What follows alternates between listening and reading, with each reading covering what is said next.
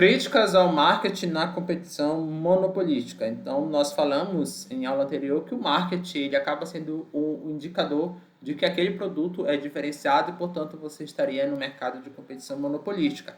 Só que, assim, o que os críticos argumentam é que grande parte do marketing é mais psicológica do que informativa. O exemplo que é dado são comerciais de cerveja, em que pouco se fala das características do produto, mas mostra pessoas felizes. Imagina que eu quero fazer um comercial de cerveja. Eu posso falar das características do gosto, mas existem características que são ruins da cerveja, que estão relacionadas ao vício, aos problemas de saúde, entre outras coisas. Agora, imagina se eu fosse falar, sei lá, do valor nutricional da cerveja. A face comercial, essa cerveja, todo bem metódico. Cerveja é feita da cevada, não tem espuma, valor calórico tal, imagina, faço comercial informativo.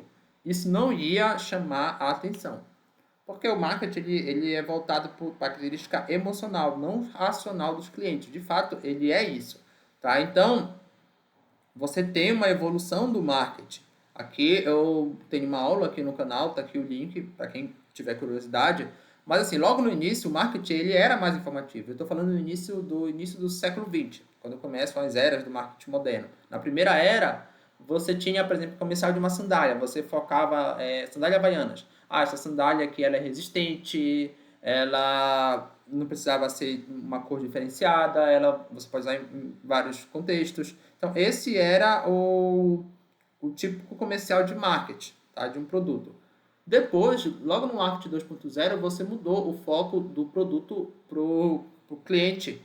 Né? Você muda dos 4 P's do marketing para os 4 C's. E aí, nos 4 C's, olha, você já nem fala mais da sandália. Você já mostra pessoas usando aquela sandália e felizes.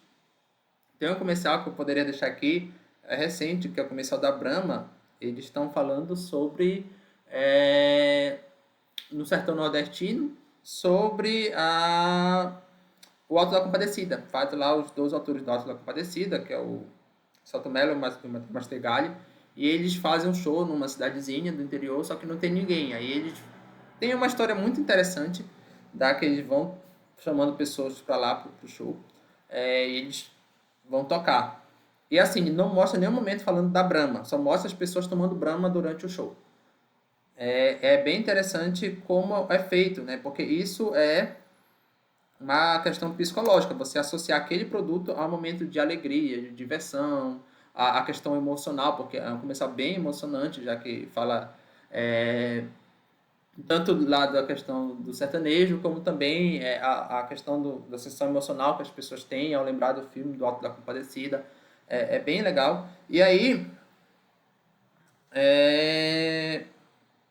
não só isso, tá? Mas não só os comerciais, mas o marketing hoje tem aqui um vídeo, 2 vídeos aqui no canal sobre psicologia dos preços.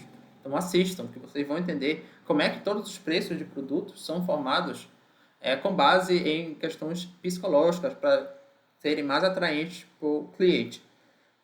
Beleza, essas críticas elas de fato são verdadeiras. Tá? E é bem interessante, as mídias tradicionais elas sempre fizeram esse tipo de marketing, tá? Voltado a, entre aspas, né, a gente pode dizer, enganar o cliente, porque tem uma discussão se isso é enganação ou não, mas, pegando a visão dos críticos, isso seria enganação. E hoje, essas mídias tradicionais estão acusando as redes sociais daquilo que sempre fizeram, que é influenciar pessoas. Tá? Todo mundo, as redes sociais levam as pessoas ao extremismo. A TV fala isso direto, mas ela sempre fez isso. Então, é claro, porque à medida que as coisas vão evoluindo, os produtos vão se modificando. Quando surgiu a Uber, os taxistas protestaram. E claro, quando surgem as novas formas de comunicação descentralizada, que são as mídias sociais, a comunicação tradicional centralizada, que tem um lobby muito forte, como os veículos grandes da imprensa, vão fazer coisas, vão tentar ali continuar com sua barganha de mercado. Seja através de uma campanha forte contra as mídias sociais, seja através de iniciativas governamentais. Né? Então, vai ter essa guerra aí, né, entre as mídias tradicionais e as mídias modernas. Não estou falando que as mídias modernas são santinhas, tá? Mas eu estou falando que o que elas fazem, de certa forma, as mídias tradicionais sempre fizeram, porque isso é estratégia de marketing, tá?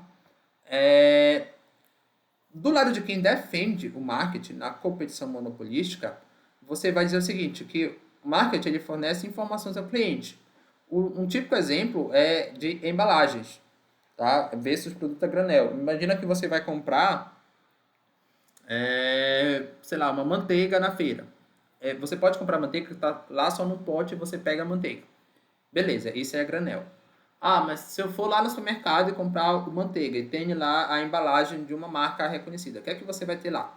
Informação sobre valor calórico, data de fabricação e validade.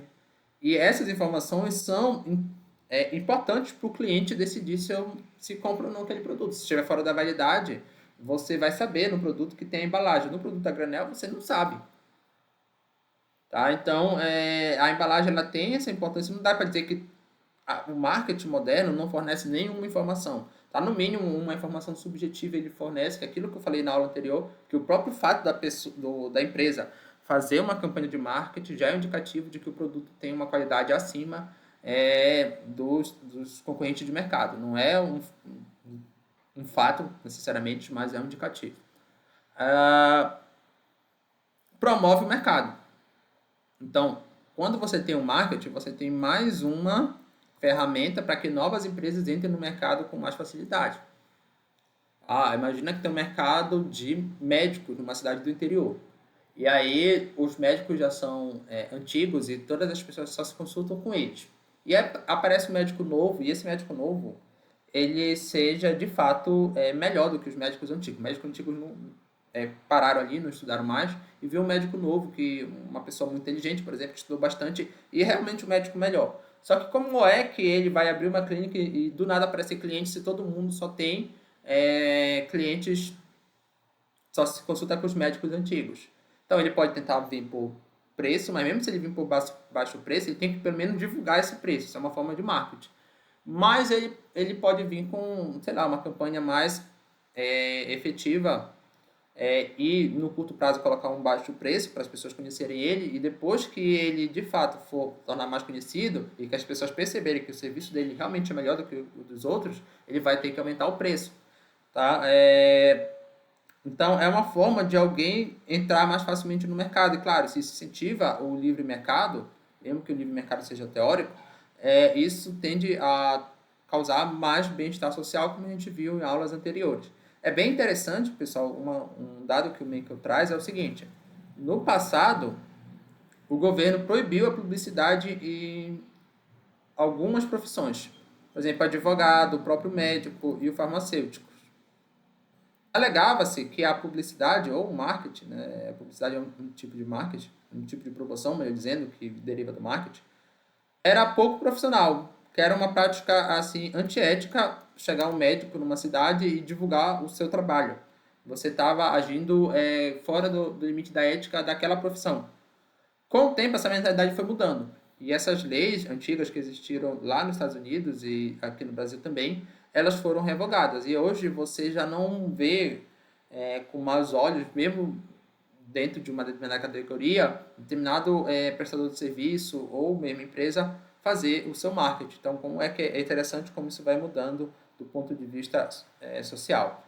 Por fim, a competição monopolística ela tem relações com o bem-estar. Como é que funciona o bem-estar na competição monopolística? O que eu trago para a gente é que a análise do bem-estar na competição monopolística ela é mais complexa do que para o monopólio e a livre concorrência, que eu já fiz aqui no canal em outras aulas. Então, é mais complexo, tá? Mas o que é que tem aqui de comum e diferente com esses dois? Tem problemas, tá? Como o peso morto, que é semelhante ao monopólio. Então, se você voltar aqui no canal, você vai ver que numa estrutura de mercado de monopólio, você cria um peso morto. Esse peso morto, de fato, diminui o bem-estar geral do mercado. Tanto de bem-estar, o que a gente chama de excesso do vendedor e do consumidor, excesso de mercado. E as políticas públicas, elas não são simples. Tá? No monopólio, nós discutimos 4 políticas públicas. Na verdade, 3, porque uma era não fazer nada. Uma opção de como o Estado poderia tentar corrigir as falhas de monopólio. Aqui é diferente, porque percebam que eu não necessariamente tenho um número pequeno de empresas, tá? O oligopólio é um número pequeno, eu posso ter um número grande de empresas, mas cada uma competição funcionar como um pequeno monopólio. Como eu falei, de filmes, né? Cada filme é diferente, então é uma competição monopolística. Mas aí o governo vai tentar regulamentar isso, ele vai fazer uma regulamentação para cada filme, ele vai também tentar ali fiscalizar cada filme. É difícil, né? Não dá. Você não vai ter recursos para fazer isso. Não tem como você regulamentar todas as empresas diferenciadas. Imagine o que você vai ter que criar de legislação, e o mercado é dinâmico. Então, as políticas públicas que são teorizadas para o monopólio simplesmente não podem ser aplicadas à competição monopolística.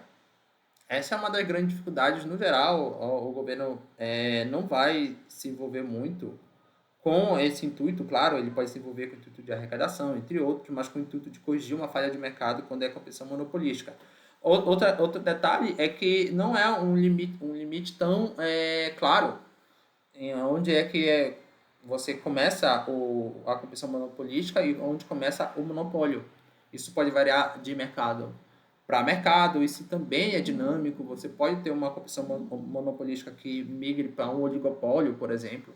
Então, não tem como definir tão claramente isso e, portanto, isso dificulta o estabelecimento de políticas públicas. No próprio monopólio, a gente viu que tem vários problemas de você definir uma política pública para o monopólio. Imagine para a competição monopolística.